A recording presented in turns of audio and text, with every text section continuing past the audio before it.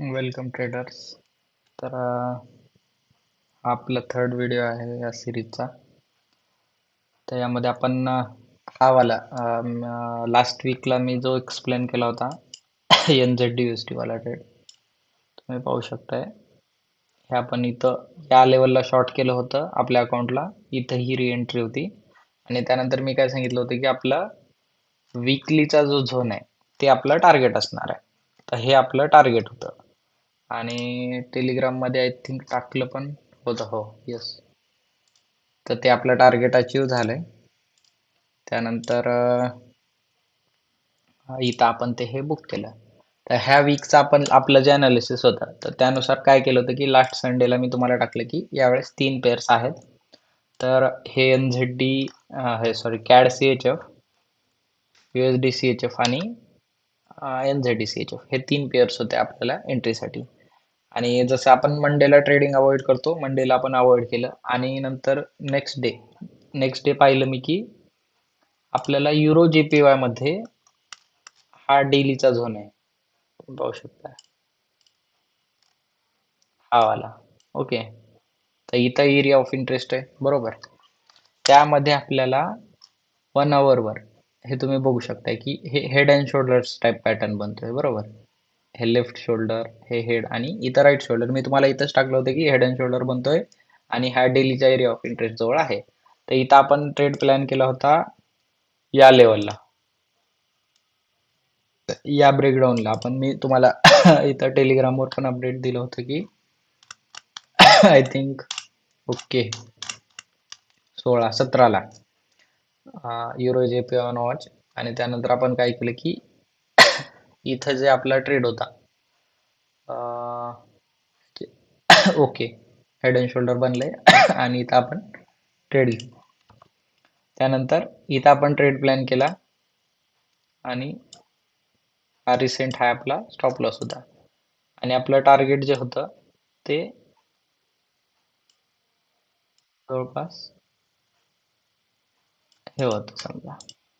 Okay, या क्लोजला trade plan केला आणि हे जसं 1:4 जवळपास आपलं होतं टार्गेट. त्यानंतर इमिडिएटली ब्रेकडाऊन भेटला आपल्याला आणि नेक्स्ट डे परत वर आलं मार्केट आणि त्यानंतर साईडवेज मध्ये होतं. तिथं पण मी तुम्हाला अपडेट दिलं होतं टेलिग्राम मध्ये की हे बघा टाकलं होतं. आणि त्यानंतर काय म्हणलं की आपण आणखीन पूर्ण फुल एक्सपोजर घेतलेलं नाही या ट्रेडमध्ये. आणि त्यानंतर रिजेक्शन जे होतं छोट्या टाइम फ्रेमवर तुम्ही 1 आवर पण बघू शकता की तर रिजेक्शन घेते आपला जो 50 EMA आहे आणि 30 मिनिटवर पण रिजेक्शन घेते. त्यानंतर तो आपण ट्रेड तसाच कंटिन्यू ठेवला आणि त्यानंतर पोझिशन सायझिंग अशी आपण फुल रिस्क घेतलेली नव्हती. जी आपण 100% घेत होती त्या चॅलेंज अकाउंटला घेतलेली नव्हती. आणि त्यानंतर इथं कंटिन्यू ठेवला ट्रेड. त्या दिवशी रात्री आय थिंक 19 तारखेला 19 तारखेला चांगलं ब्रेकडाऊन भेटलं आपल्याला आणि जवळपास आहेत 100 130 135 पिप्स आपल्याला भेटले होते. आपलं अकाउंट जवळपास 800चं इक्विटी टच झालं होतं.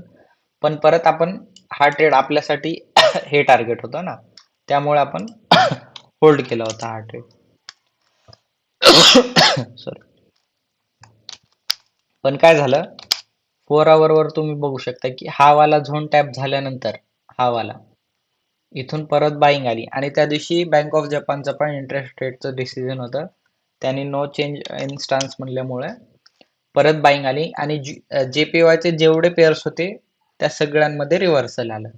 आणि इथं आल्यानंतर मग मी तुम्हाला सांगितलं होतं की जी आहे करंट पोझिशन त्याचा पण मी हाफ रिस्क केलेला आहे. त्याच्यामुळे इथं हाफ रिस्क केला होता आणि नंतर आपला SL हिट झाला त्या दिवशी. जर हाफ केला नसता तर हे आपला 100 पेक्षा जास्त 200-250च्या जवळपास झाला असता जर फुल रिस्क घेतली असती याच्यामध्ये जर आणखीन. त्यामुळे इथे एक्झिट केलं, इथं आपला SL हिट झाला आणि हा ट्रेड आपण सोडून दिला. ओके. तर आणि या वीकचा आपण नेक्स्ट ट्रेड आपण याच्यामध्ये प्लॅनच केला नाही या अकाउंटला. हा सिंगल ट्रेड होता आपल्या या वीकचा आणि त्यामध्ये बघू शकता की त्याच्यानंतर NZD-USD हा वाला ट्रेड तर आपला लास्ट वीकचा जो होता तो त्या दुसऱ्या अकाउंटवर मी जे सांगितलं होतं ते घेतलेला होता.